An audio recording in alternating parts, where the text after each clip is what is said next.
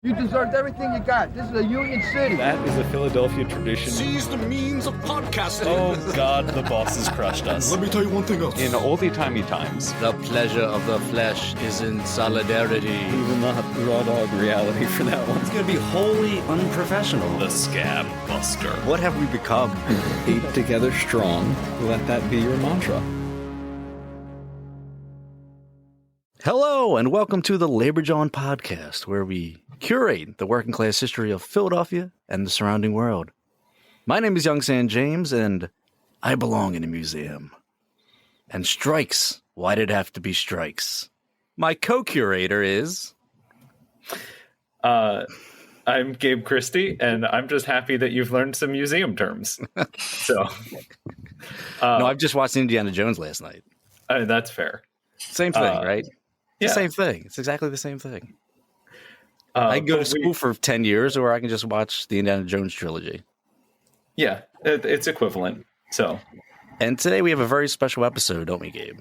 We do indeed. And why is that? Because we have some very special guests. Oh, okay. Would you like to introduce them? Yeah, so we have 3 guests from the Philadelphia Museum of Art Union. If y'all would like to introduce yourselves. Yeah, my name is Tim Tiebout, and I'm a museum photographer at the PMA. I joined in 2015, and I'm a co-lead shop steward for the union. Yeah, Adam. My name's Adam. I am a visitor services assistant, and I started at the museum in October 2021, and currently serve on the executive board as well. I am Juliet Vinegra. I am a former museum employee now. I worked at the museum from 2019 up until December of last year, and I was a project manager in the library and archives, but I also served as recording secretary on the executive board. I served as a steward, and I would like to coin myself loudest strike captain at the strike. Nice. So we have some questions for y'all tonight. Because we are the self-appointed gatekeepers of Philly's labor history, and y'all won, so now you get to be entered into the book, into the annals, right? I thought I wasn't allowed to say that word anymore. It depends on how you pronounce it, Gabe. Yeah, there's 2 N's, so I guess we should start by laying out the basics of what is the Philadelphia Museum of Art. Yeah, I could jump in. Yeah. Yeah, I mean, it's one of the largest encyclopedic museums in the country. And I think a lot of people have a lot of local pride for the PMA. When we unionized, there's about 200 staff members that are eligible to be in the bargaining unit, give or take. But in general, it's people that work in all aspects of the museum, and I think it's well represented here. With Adam and Juliet. With Juliet being in the library, I'm in the photography studio. Adam's a frontline staff member in the visitor services department. So there's conservators, art handlers. It's a really broad group of people. So yeah, we take a lot of pride in what we do. Awesome. So how did the organizing drive begin? And when, actually? So I don't know if any of us were, I don't know if Tim, if you were, but I wasn't a part of the very early organizing. That involved like Lindsay and Adam, Lindsay Bloom, former vice president of the union, and Adam Rizzo, who is the president still. They were part of like underground meetings that they were holding at people's apartments. And actually it was happening underneath me because my former downstairs neighbor was also a staff member at the museum. And I had no idea because I was fresh and new. And I know Lindsay asked the person who was hosting these meetings, "She cool?" And they're like, "Yeah, I think she's cool." Like, but I mean, they had to kind of happen underground because, once management finds out, that's when they start getting on you. And when did that all start? Those underground meetings, I mean, they were happening in 2019 when I joined because I had a former staff member ask me if I was interested in attending those meetings. And then we formed a union May 22nd, 2020, so the following year. But I think these meetings were happening at least a year prior, maybe even earlier. And if you're familiar with the pay transparency spreadsheet started by Michelle Millar-Fisher, that was part of that early union organizing. And so for people who are listening, that was a spreadsheet basically open to anyone who worked in the cultural field about entering your what your position is, what you make, and just to share kind of information we all already knew, but was now blatantly in front of us, that we were all sorely underpaid in the field. And that, museums were continually buying artwork, opening new buildings, but still not paying their staff enough. So, yeah. And if I remember correctly, within a couple months of that spreadsheet going live, it ended up crashing because too many people were entering stuff at once. Oh, I didn't know that. At least that's what I heard, because I know after a while you had to actually download it to look at it. You couldn't look at the live feed anymore. I mean, spreadsheets run out of cells at some point, but also if you have like 20 million people entering at the same time, that makes sense. Yeah. I'm curious. Gabe, I don't even know if you have this in your questions because I'm not a very prepared person. I didn't look at your questions. But how was it starting this union in the midst of the beginning of this pandemic? Yeah, I think it gave a chance for people to, everyone was home suddenly, so the organizing could happen, not directly, trying to do it on site. But also, I think the way things were heading with, fiscally for the museum, a lot of people were worried for their jobs. And then actually later that summer, there were, layoffs and, separation agreements with people. But all of those people that, were eligible to be in the bargaining unit still got to vote, even if they were laid off in the election. And that did result in, 89% of the people voting to form a union. But, the museum still fought us all along the way. And I think it was more of like people weren't ready to go live yet with it, but then it was like, now we have to. Yeah. And and I think a lot of the organizing drive coming from that salary transparency spreadsheet, specifically with, our current president and former vice president, they had similar positions. And then just they noticed the gender disparity in their pay. So I think that was really crucial as educators, like where that instilled the values overall in the union campaign. Interesting. And did you run into any issues in forming a wall-to-wall union? They tried to divide us into core and non-core, which is absolutely ridiculous. We're all core. And I think that kind of them trying to drive us apart only drove us together. And so those are things they were trying to wedge. They're also trying to wedge in who's a supervisor, who's not, because, conflict of interest, people who supervise others are in charge of, payroll and stuff like that can't be a part of the union. But they were really trying to reach, because we had people who had not have supervised anyone and wouldn't be supervising given the budget. And so I had a former colleague and friend who they were deciding on, along with many other people, alongside the NLRB, to see who was in our union. So they just were, they're trying to pick us apart and give us the least amount of membership possible. But we're strong as hell. So we, stood our ground, fought back as much as possible. And I realize I should explain to listeners that, or actually, if you would like to explain what a wall-to-wall union is. Oh, okay. I thought you were going to say no cursing. I don't know. Oh, no. That's fine.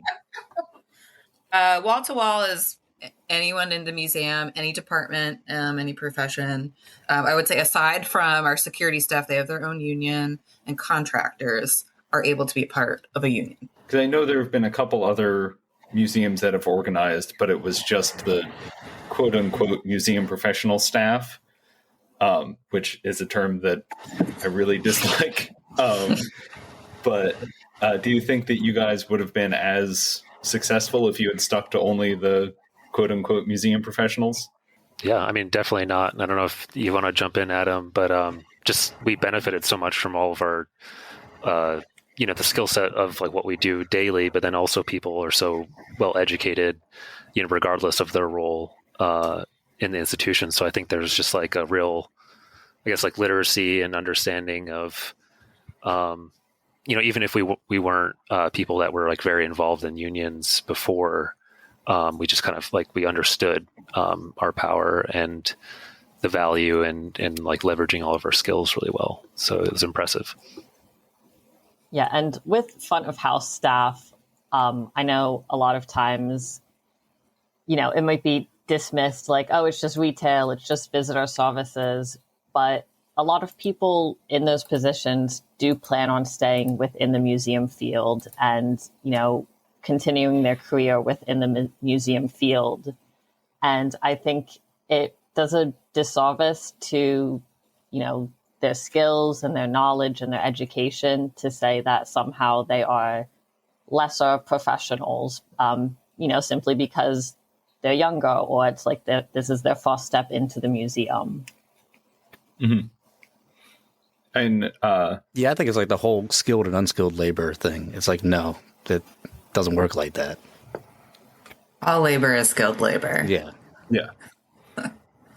And the museum field as well, you regularly have people with master's degrees working the front desk. But everyone assumes that basically every person below a curator is a college student. So, and I apologize if my own museum PTSD is coming to the surface as we go through these. So you had mentioned this a little bit, but can you go a little bit more into management's response? So I remember at the beginning, we had like very anti-union propaganda emails sent out. Our former director, Timothy Rubb, would send out emails kind of telling us, the museum wants to unionize, but here's like why you probably shouldn't, so to avoid having a supermajority vote like we had. So he would say things like, well, it's going to be hard to negotiate your pay because the union negotiates your pay, which is a really poor talking point on his part because we weren't getting raises anyway, and the union was negotiating for us. So they were just trying to say, like, individually, you can do so much more. But we knew as a collective, we could do so much more. So really lots of like that sort of stuff. That typical anti-union tactic. Yeah. Like so textbook. We know what it's like we could have a conversation but you have to have a middleman in there. So yeah.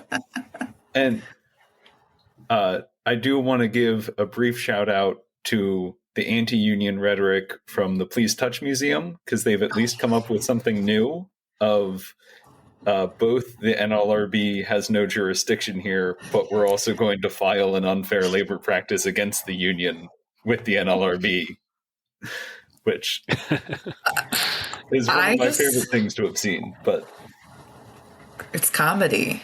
Yeah. I mean, it's sad, but it's also ridiculous. So what was the community's response when you guys announced? Like or were there any museum members that reached out?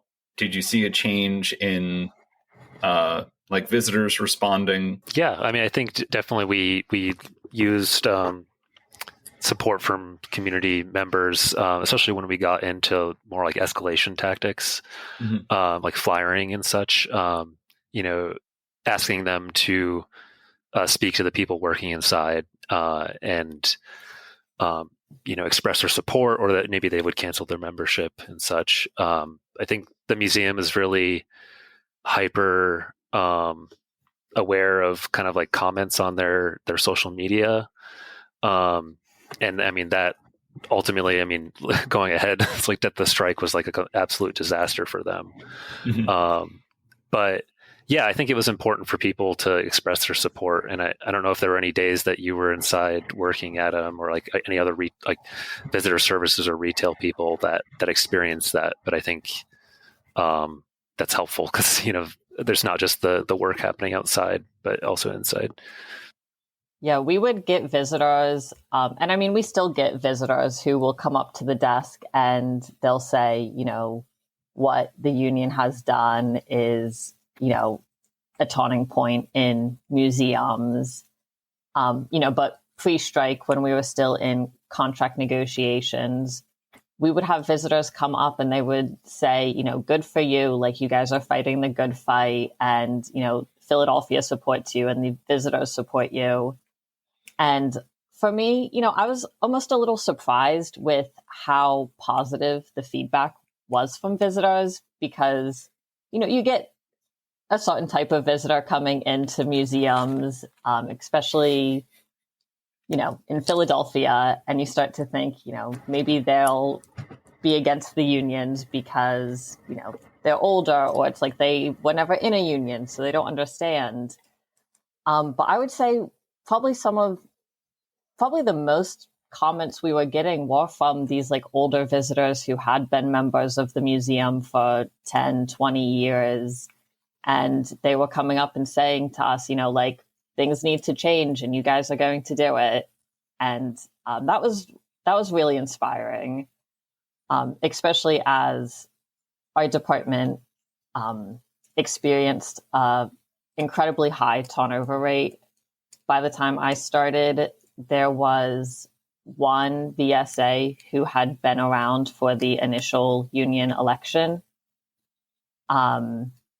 So, at that point, with so much change happening and so many VSAs staying for only like months or even weeks, some of them, there wasn't a very strong union presence. And I think having visitors and just community support helped build that back up. We also had a lot of political support from council members, state officials, and we also had like sweet things happen when we were on the strike where a mom, her husband, and her kid were at the strike, and they brought these like union love letters, she called them. And so they're, just on postcards, but she'd write like an inspiring thing for us every day. And maybe some of them felt like a little cheesy, but in the moment I'd be like sharing them with everyone and also simultaneously crying of joy. She's like, the city is behind you. You're doing difficult and good work and all. So like Adam said, it was like surprisingly positive. And you get people too who are like on the strike line, someone rolled down their window and said, you're lucky you have a job. But those people you're not going to get to. Yeah. But overwhelmingly positive. I do remember from the strike line, there was one Mr. Softy guy that kept driving past and honking. Yes. I will never get the song out of my head. We did also have questions, people who were interested and maybe didn't know if they wanted to support yet. Like, why were museum workers on strike? Like, why do you guys have to go on strike? We're not like industry workers. We're not working in a factory with dangerous machinery. And people think that a lot of people going into the arts are of money, but that's not true. That was true maybe when museums started because it was wealthy people showing their wares, but now it's people who need a living wage and make this their career. And so that was also something we had to explain to people in order to kind of get them, warmed up to the idea of a union. And so I'm glad we were able to communicate that too on the picket line. Let's dive into the strike a little bit more. And when did everyone start considering going on strike? Because obviously contract negotiations stalled relatively quickly. Yeah. I mean, we had kind of built out a steward structure where we were reaching out and collecting data months before, like even like leading up to the rallies. I mean, at that time, I thought that like after we had our first rally in April, I was like, oh, they're totally going to give in after this. Like, this is so impressive, because we, not only were out on the west entrance of the building, but like marched a little bit onto Kelly Drive and through Egan's Oval in front of the museum and shut down traffic. And, I was just so impressed with that. But so we were kind of doing like a temperature read on people where we would start the conversation and like kind of like at the least that someone could do, like I'm willing to, do a testimonial of why I support the union, or, like wear a sticker at work that says PMA union, or, we need fair pay. But then like going up to questions of like, would you attend to a rally, or would you do a 1-day strike, or would you do a longer strike? Like what was the maximum amount of time? And like so that was kind of happening to some degree months before even we got to like a really hardcore level of like, I'd say like a 2-month period where we're like every day having like lunch with someone and having this really intense, like almost like therapy session where one-on-one conversation where you're really, agitating them to, while also understanding like what they care about, what issues would they be willing to strike for. And I think I realized that like really can't take like, can't assume, for people, because people really like opened up, and there's just so much like personal information that people shared and like why they might be worried about striking and such. So it's just really raw, but brought us closer together. But it was a really intensive process. That's another reason why I like doing these interview episodes. It's because you get this boogeyman of the unions and labor and all that, and when you actually get down to when you talk to these people, it's as you say, it's like raw emotions, and the reasons why they're doing this are real reasons, profound reasons. And I think this is our first episode of doing something more current, right, Gabe? Yeah. Yeah, for a strike, definitely. Yeah. Yeah, and that it's I guess to get slightly, or to continue being slightly meta, it's also from our end, doing labor history, you only ever see the like 300-foot view of everything. So it is actually really interesting and refreshing to kind of learn or to see what goes into getting enough support built to even start the strike. As opposed to just seeing it as like this number of people showed up on the picket line, this number of people were scabbing each day, and seeing that number go up and down. Yeah, it's a lot different than just reading newspapers and doing an episode on that. It's actually talking to people is something else. Yeah. Yeah, I think we all agree that it was just like such a transformative experience. Mm-hmm. I've never been in a union before, and I think most people hadn't been. And there was just layers to it also of like, it's not just your livelihood, but also, it feels like a calling to a lot of people, and we take the kind of the mission seriously. And people tried so hard to engage with management about like being reasonable and writing proposals, and lots of people attending open negotiations via Zoom, and then just seeing week after week the disrespect. So I think once that switched where in people's heads where they were able to kind of, break up with the abuser a little bit, I think, and then see that other people around them were going through the same thing. But it just took a long time. Like it really was seeing management act that way. And then we started to do testimonials and people starting to show that they weren't afraid. So once the strike started, how did, I guess the simplest way to ask this is basically, what was the experience of going on strike like for everyone? Obviously, that's a big question. But I mean, just to go off what Tim was just saying earlier, is that it was it was like community building. And I felt like I found like my community. And like, you know, Tim said it's a calling. Like I would joke that the union was my boyfriend because I was like, I'm getting fed every day. You know, like I find community and people who like have similar views to me, and I can have a great conversation. I get my steps in. It was just like, it was serving me in all ways, like physically, mentally, food wise. It sounds silly, but I kind of miss it mostly because of that community we developed. I mean, it was rough. Like, you know, we were tired. We were chugging coffee. And, you know, we had people who also like had disabilities, and, you know, we had to, negotiate so they could maybe do as much as they could or sit more, whatever. But it was hard, but I enjoyed that aspect of like being with my colleagues and doing something. Honestly, this is probably the most meaningful work I've ever done. So I look back on it fondly, and I'm glad that we were able to get a contract from it too. That's a nice ending. Yeah, and picket lines as exercise, I think, is far underrated. Make sure to reverse direction though, so you're not going in one direction the whole day. Yeah. Tips and tricks. I actually have a question for Adam, because like as an executive board member, just like leading up to like as we escalated and authorizing like the creation of a strike fund, and then like the ability authorizing the exec board to be able to call a strike, like what that was like kind of on the eve of it, and calling the strike.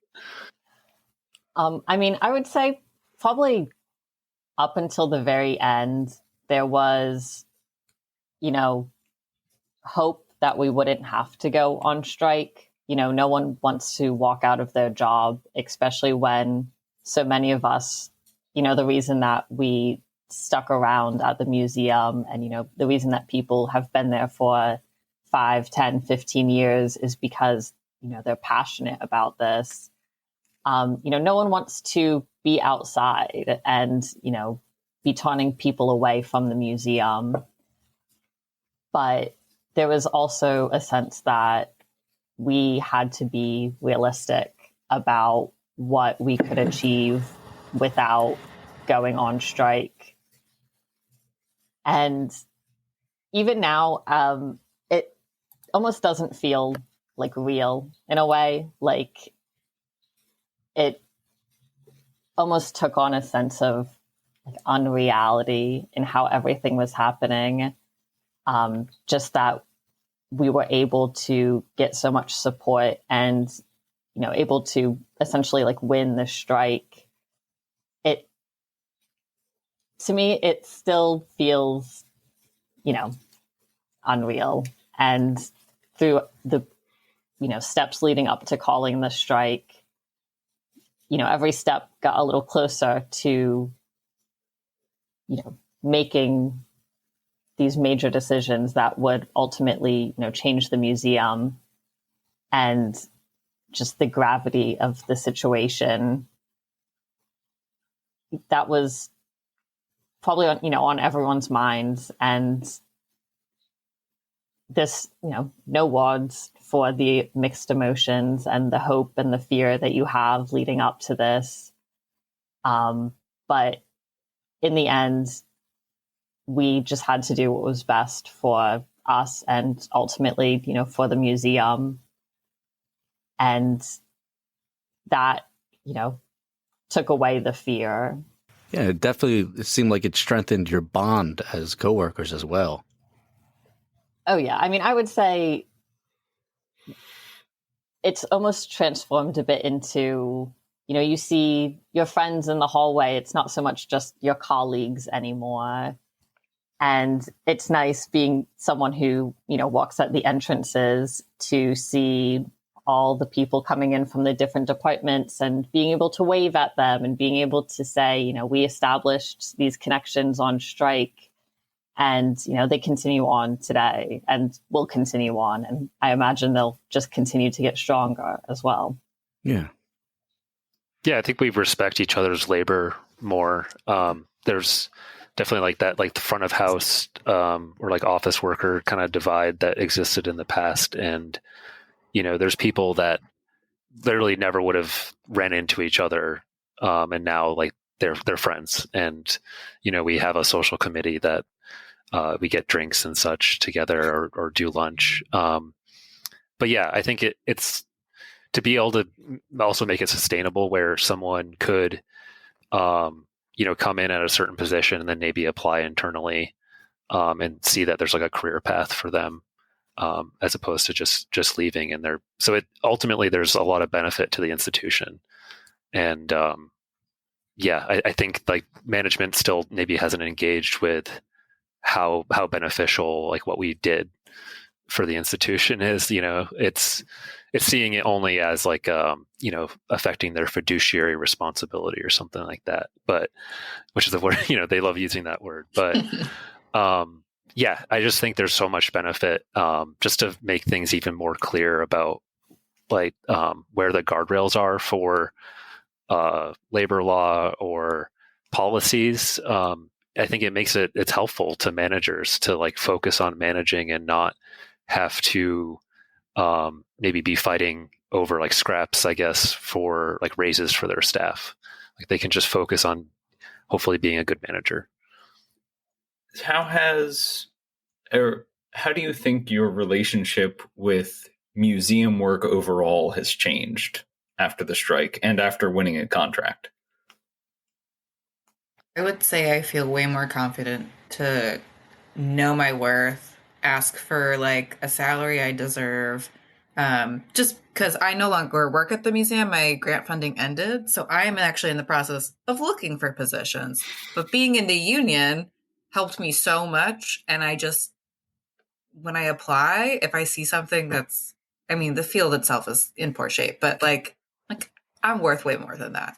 So it kind of gave me the knowledge and the know-how to navigate the working in museums as I move forward too. Seemed like it improved your bullshit meter, or Yes. bullshit detector rather. It was pretty high, but it's even higher. And I mean, I will say this is, the museum, this is my first full-time job after graduating college. And, being on a strike line at your first like full-time job is a little daunting, but there's also this feeling now, especially as we watch like the wave of unionization happen across museums, that, the museum field is something that I have become a lot more confident in because of who is in the field. And I think there's a lot of possibility for it to change and to get better. And, it's a field that I can imagine myself staying in more than I could even just like a year ago. That's awesome.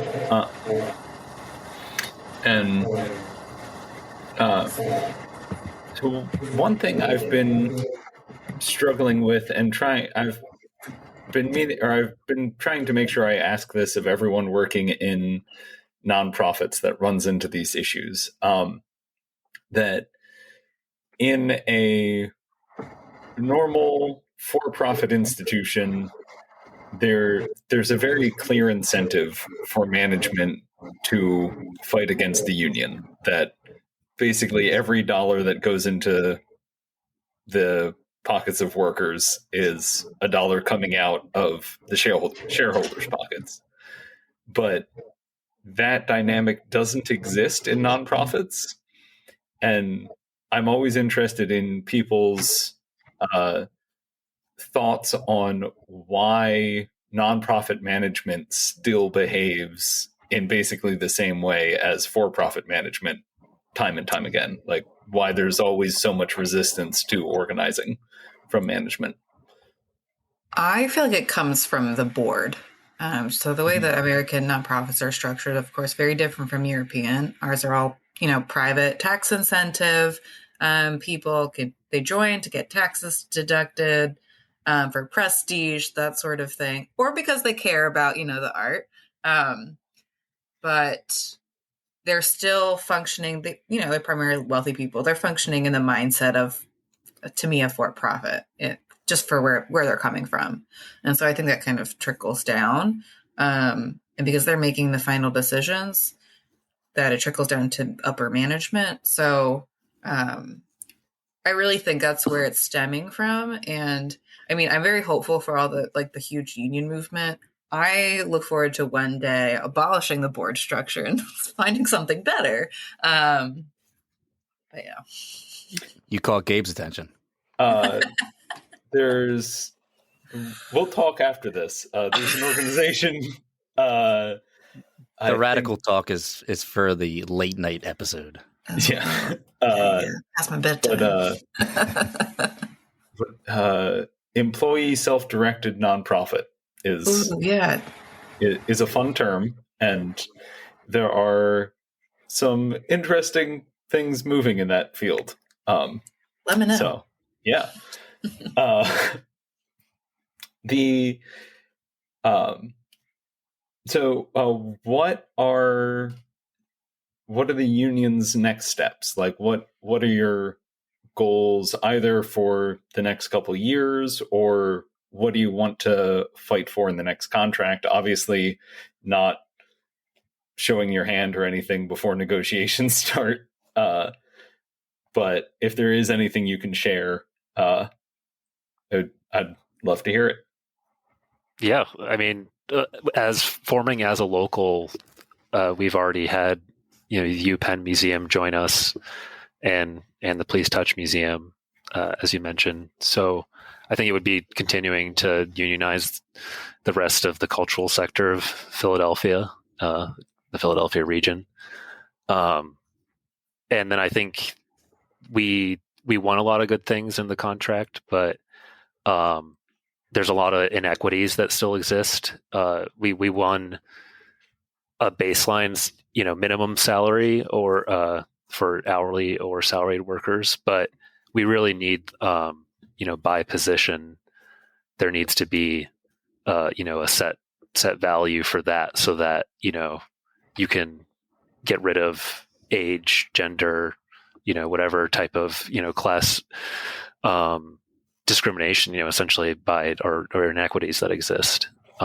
So definitely more of that. I know. I also think as individuals. Oh, sorry. Oh, no worries. I was just going to say, as soon as the contract, got signed, we started creating a list of ideas we want for the next contract. And I think, part of that is just important to a union, looking forward and looking for what we can continue to fight for as workers and, for the next workers to come after us. And, don't want to give anything away, obviously, but I think management should reasonably accept, respect that we're going to continue to demand more because we know our worth. And, now after a strike, it's really just solidified what we can and should do. And you've demonstrated that you know how to get your worth too, which is the most terrifying thing for management. So I also think, because on strike, other unions showed up for us, and that was so meaningful. Whether it was food, whether it was people on the picket line or extra honks. But, there are other fights going on right now. And so at least as a member of the public, but I know other PMA union members have gone to TUGSA rallies, or the TUGSA strike, actually. So Temple Graduate Student Union, I forget how it goes. But there's also the University of the Arts Faculty Union. They've been doing rallies. I'm not sure if they will be striking, but I think showing up for other unions, whether social media or on the picket line, it's just going to be important for the movement too. So I look forward to more yelling with my comrades. Organized yelling. Yes.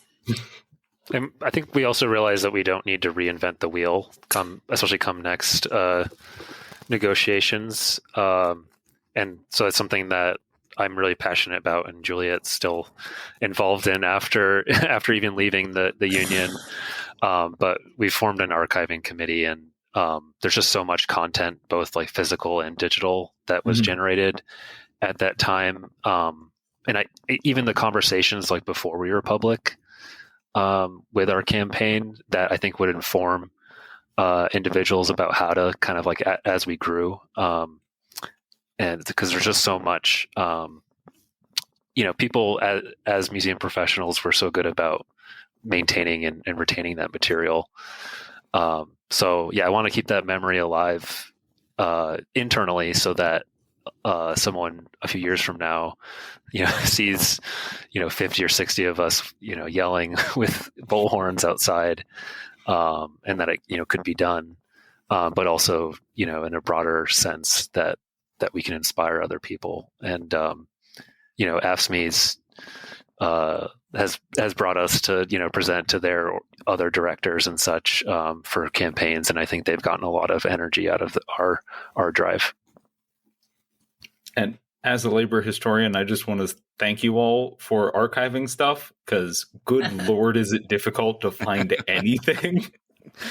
So at some point, when assuming Labor John continues for the next century, they'll have a much easier time covering this topic.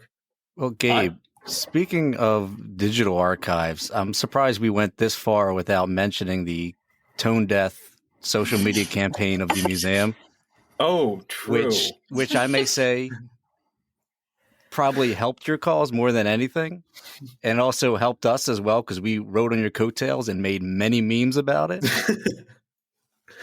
Especially with the one that I called the blue screen of death, the one that was when they the disabled comments on Instagram and all that.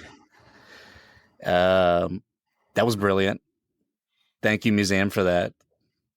That's all the staff that knew what they were doing were on the picket line. Yeah, right. Yep. Like the first post they did, we're like, what kind of design is that? This is a quote unquote world-class museum, as they say. But the graphic design on there, horrendous. Yeah, I'll have to share it with you guys. I screen recorded all of the comments on Twitter and on Instagram one day, slowly scrolling, and it's like 6 or 7 minutes long for each one.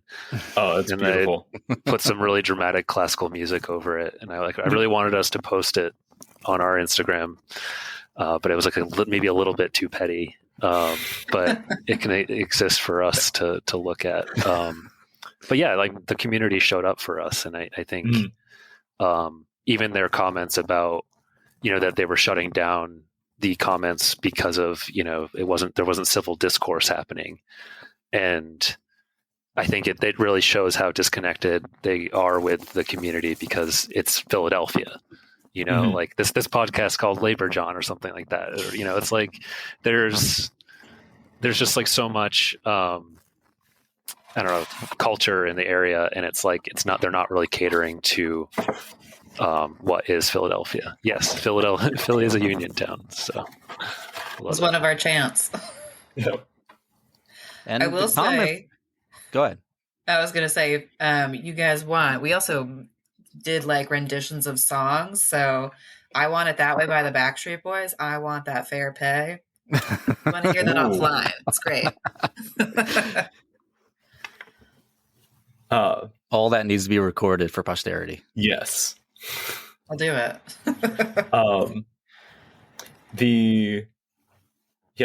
I did always, it was very entertaining on all of the Facebook comments before they started disabling them.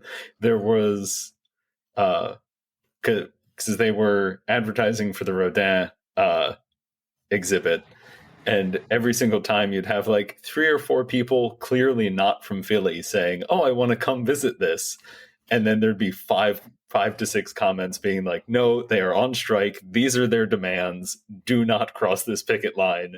And then usually an actually like very calm and thoughtful explanation of like what a strike is, why or why you're on strike. And that's what I was about to say, was the comments, there were no profane comments, as in like cursing or anything like that. Profane as in like talking about workers' rights, maybe, if they consider that profane. But yes. They do. Yeah. I don't have any other questions unless you do, Sam. No. I just after want to say thank you for talking with us. As I said before, raw, emotional. It was really, really interesting for us to hear this from the people actually on the front lines, comrades and coworkers. Hell yeah. Thanks for having us. Yes, thank you. And And Gabe, I just wanted to say, and this is, a little bit for everyone. I don't think there's any shame in, trying to unionize and fail, because I think people need to fight the fight, even if they know they won't win. So, years down the line, when someone does win, they're building off of what you started. And I think that's important. Truer Well, words have never been spoken on this podcast. I think on that note, we'll call it an interview. So thank you, everyone. I like it. Yes, thank you. And solidarity. Solidarity. Yes, solidarity forever. Now make that into a Backstreet Boys song. Oh. I can do it. Give me a day. Hey, this is Gabe, and thanks for listening to the Labor John podcast. So for now, we live in a system called capitalism. And under this system, you have to exchange currency for goods and or services. And to that end, Sam and I put a lot of time, effort, and a fair chunk of our own money into keeping this podcast available and generally free. And if you'd like to help support us doing that, you can give us some money at patreon.com/LaborJohn. And if you choose to do so, we'll give you a fancy button every year, some cool merch, and an extra episode once a month, whenever possible, because life is hard, because capitalism. Anyway, we'd really appreciate your support if you've got a few bucks to spare. Also, if you happen to be a member of a union and you want your fellow union members to learn about local labor history, we do commission work like presentations, pamphlets, that kind of stuff. So if that sounds cool, you can shoot us an email at laborjohn@gmail.com or contact us through laborjohn.com or message us on social media or whatever's most convenient for you. But if that sounds interesting, feel free to reach out. And anyway, thanks for listening. Solidarity. Have fun.